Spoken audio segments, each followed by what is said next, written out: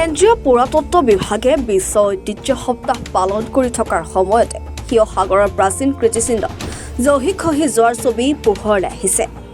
তাজপাতৰ দৰে খহিবলৈ ধৰিছে শিৱসাগৰৰ জয়সাগৰস্থিত ঐতিহাসিক হৰগৌৰী দৌলৰ ইটা।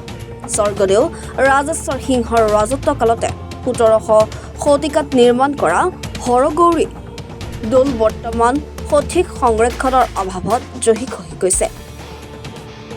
ঐতিহাসিক দৌলটোৰ ভিতৰৰ ভাগৰ পৰা ওপৰৰ অংশ পোৰা মাটিৰ ইটাসমূহ টুকুৰা টুকুৰকৈ খহি তলত সৰি পৰিছে। সঠিক সংৰক্ষণৰ অভাৱত চুঙাবাদুলি পঁইতাচোৰাৰ আশ্ৰয়স্থলীলৈ পৰিণত হৈছে ঐতিহাসিক দৌলটো। অথচ নীৰৱ দৰ্শক আৰু অসম চৰকাৰৰ প্ৰত্নতাত্ত্বিক বিভাগ, নীৰৱ দৰ্শক হৈ আছে ভাৰতীয় পুৰাতত্ব বিভাগ। ইপিনে ঐতিহাসিক সম্পদৰ এনে দুৰৱস্থাৰ পিছতো অসম প্ৰত্নতাত্ত্বিক বিভাগ, পুৰাতত্ব বিভাগে কোনো সঠিক পদক্ষেপ নোলোৱাত তীব্ৰ প্ৰতিক্ৰিয়া প্ৰকাশ কৰিছে দল সংগঠনে।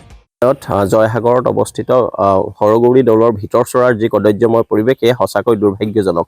গতিকে বাৰম্বাৰ আচলতে শিৱসাগৰৰ পুৰাতত্ব বিভাগৰ লগতে অসম চৰকাৰলৈ আমি অসমীয়া যুৱ মঞ্চৰ তৰফৰ পৰা দাবী জনাই আহিছিলোঁ যে শিৱসাগৰৰ যিহেতু শিৱসাগৰখন এখন ঐতিহাসিক সমলেৰে ভৰপূৰ জিলা, শিৱসাগৰত থকা ঐতিহাসিক সমলসমূহ সংৰক্ষণ আৰু সৌন্দৰ্যবৰ্ধনৰ ব্যৱস্থা গ্ৰহণ কৰিব লাগে।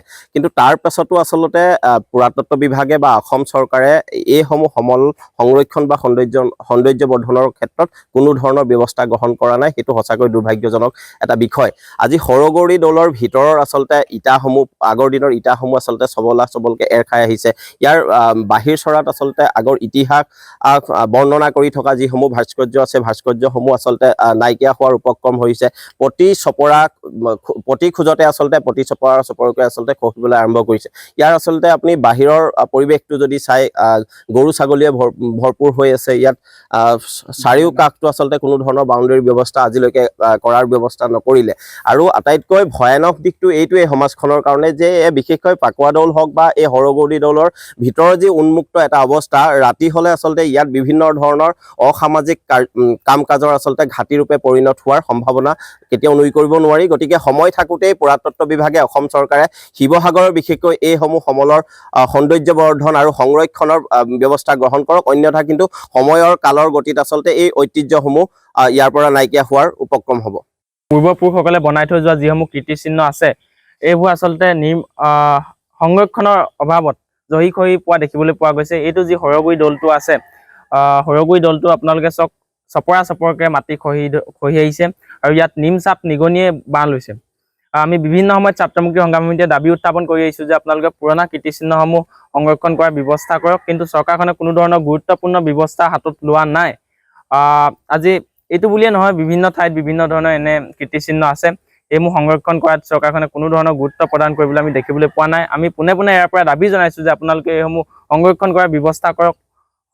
সংৰক্ষণৰ অভাৱত কিন্তু এইবোৰ জহি খহি অতি সোনকালে শেষ হ'ব। শিৱসাগৰৰ পৰা ৰাতু কুমাৰ দাসৰ ৰিপৰ্ট, এনি ভাৰত 24।